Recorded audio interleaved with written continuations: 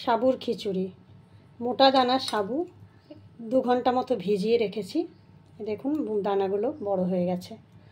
এর মধ্যে দিচ্ছি মুগ ডাল, একটু মটর ডাল, অল্প একটু ছোলার ডাল, কর্ন, কারি পাতা, এই ধনে পাতা, আদা ঘষে রাখা আছে, কাঁচা লঙ্কা চেরা, আর এটা ফোড়নে দেব জিরে, 5 ফোড়ন, শুকনো লঙ্কা, তেজপাতা, মটরশুঁটি। আর এখানে মশলাই আছে নুন, চিনি, ধনে গুঁড়ো, জিরে গুঁড়ো, হলুদ গুঁড়ো, কাশ্মীরি লঙ্কা গুঁড়ো। আর এখানে সবজির মধ্যে আছে পটল, কুমড়ো, টমেটো, গাজর, বিনস আর আলু। আর লাগবে একটু ঘি, গরম মশলা, এই আলুর দম মশলা দেবো একটু, আর একটু এই ভাজা জিরে ধনে গুঁড়ো এগুলো দেবো। সবথেকে গুরুত্বপূর্ণ তেল, এই ফরচুনের সয়া অয়েল দিয়ে আমি আজকে রান্নাটা করছি। তেল দিয়ে দিলাম।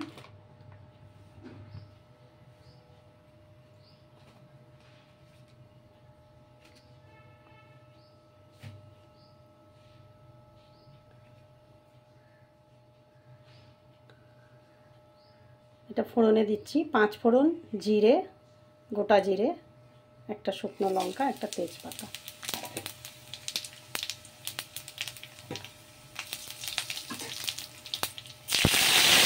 কারি পাতা দিলাম, আদা ঘষে রেখেছিলাম সেটা দিলাম,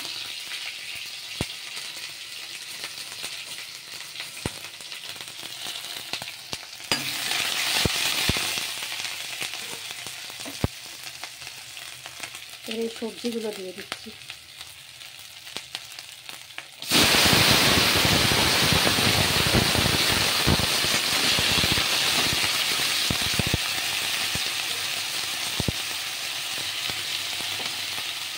সবজির সঙ্গেই মশলাগুলো সব দিয়ে দিলাম।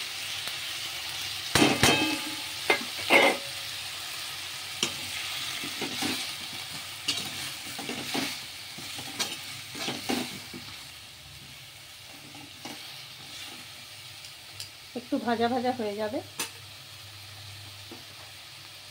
ডাল সব ধুয়ে রাখা আছে আমার, পরিষ্কার করে ধুয়ে রেখেছি। মুগ ডাল, মটর ডাল, ছোলার ডাল। আজকে নীলের উপোস, তাই নিরামিষ খাবো, সেই জন্য আজকে এই সাবুর খিচুড়ি বানাচ্ছি।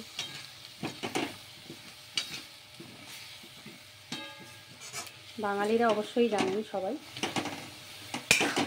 আজকের দিনটা।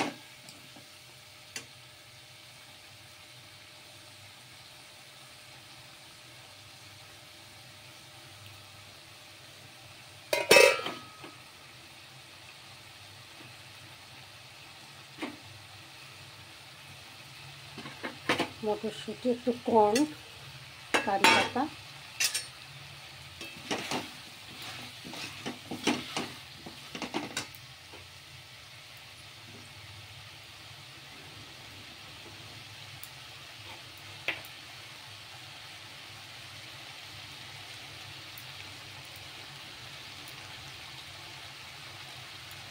একটু কাঁচা লঙ্কা চেরা দিয়ে দিলাম।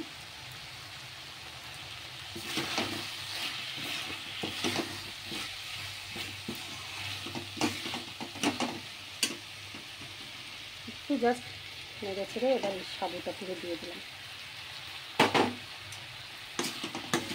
সাবুটা ভিজিয়ে রাখা ছিল, বড় বড় হয়ে গেছে দানাগুলো।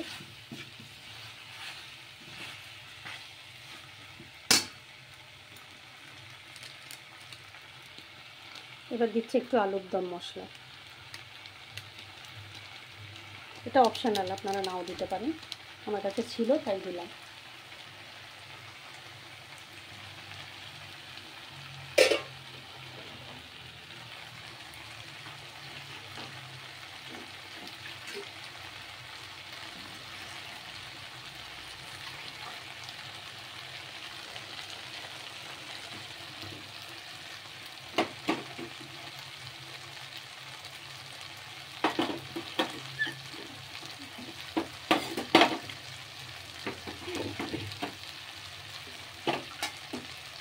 সমস্ত মায়েরা যারা বাচ্চার মা তারা সবাই আজকে নীলের উপোসটা করে থাকেন।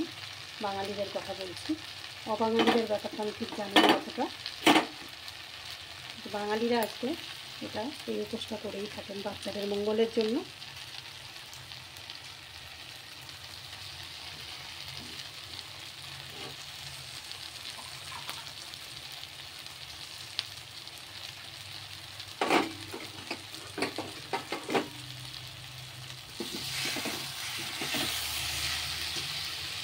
জল দিয়ে দেবো এবার, পরিমাণ মতো জল দিতে হবে যাতে এগুলো সব সেদ্ধ হয়ে যায়। আলু পটল সবজিগুলো যেগুলো দেওয়া হয়েছে এগুলো সব সেদ্ধ হয়ে যাবে, সেরকমভাবে জল দিতে হবে। একটু মানে জল জল থাকবে, কারণ এটা ঠান্ডা হয়ে গেলে একদম ঘন হয়ে যাবে।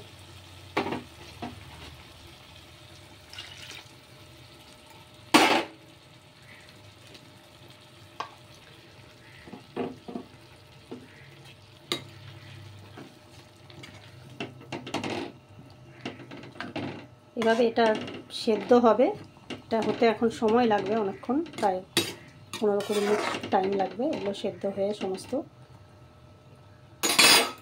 লাস্টে নামানোর সময় একটু ঘি, গরম মশলা আর এই ধনেপাতা দিয়ে নামিয়ে দেবো, তারপর গরম গরম পরিবেশন করুন। Thank you for watching.